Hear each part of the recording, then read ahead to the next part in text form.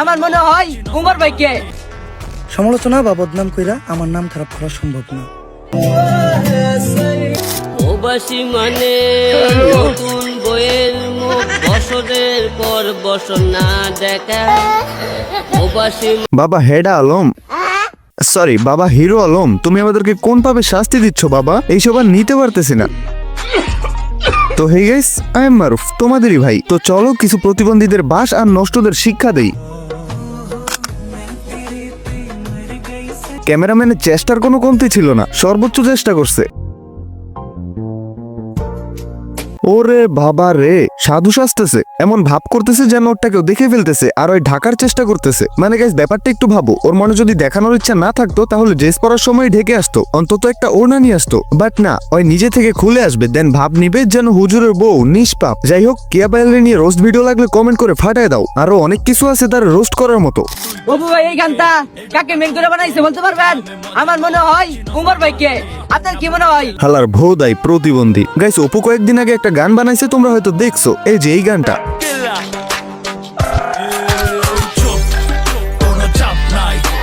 আমরা যদি পাগল হই আমগো উপরে বাপ নাই, চোখ কোনো চাপ নাই। আমরা যদি পাগল হই আমগো উপরে বাপ নাই।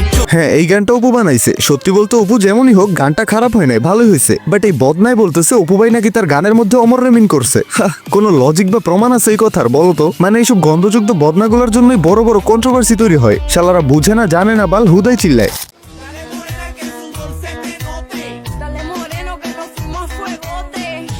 মানে ভাই কিছু কিছু টিকটকারে যে প্রতিবন্ধী বলা হয় এমনি এমনি না। দেখো ভাই, পার্সোনাল বলতেও তো একটা জিনিস আছে, তাই না? তোরা টিকটকে এসে নাচোস, কাদোস, হাসোস, হাগোস, পাদোস, সব করস, কেউ কিছু বলে না। বাট এখন বিছানায় কি করস এটাও দেখাইতে হবে। মানে গাইস অনলাইনে আমাদেরকে দেখাইতে হবে তাদের লুতুপুতু কঠিন রোমান্টিক ভালোবাসা।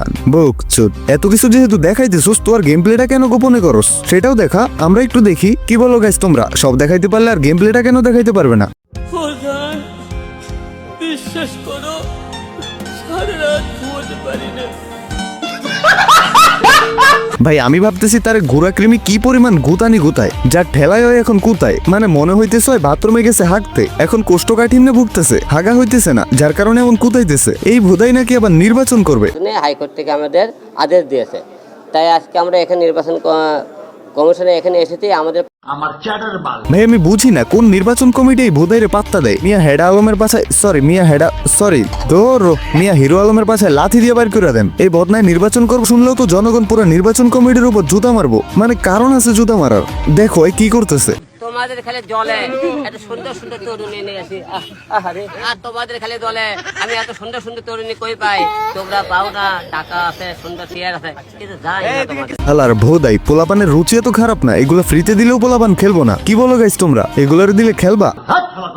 যাই হোক, এইসব দেখার পর এবার বলো এই বদনার বাচ্চারে কে চাইবে জয় নির্বাচন করে জয়ী হোক? একে তো রাস্তার পণ্যের সাথে রাস্তায় নোংরামি করতেছে, দ্বিতীয়ত অনলাইনে গান নামের ফালতু রচনা আবৃত্তি করে মানুষের মাথা নষ্ট করতেছে। আমি জাস্ট ভাবতেছি কোন ভোদাই মার্কা সাংবাদিকের ইন্টারভিউ নেয়। যারা এই ভোদাইয়ের ইন্টারভিউ নেয় তারা সাংবাদিক না, ওরা হচ্ছে বদনাবাদিক। দেশে এত এত নিউজ, এত এত ইম্পর্টেন্ট ব্যক্তিরা পড়ে আছে, বাট তোরা বদনাবাদিকরা ওইসব রাইখাই বদনার নিউজ বানাইতেছস।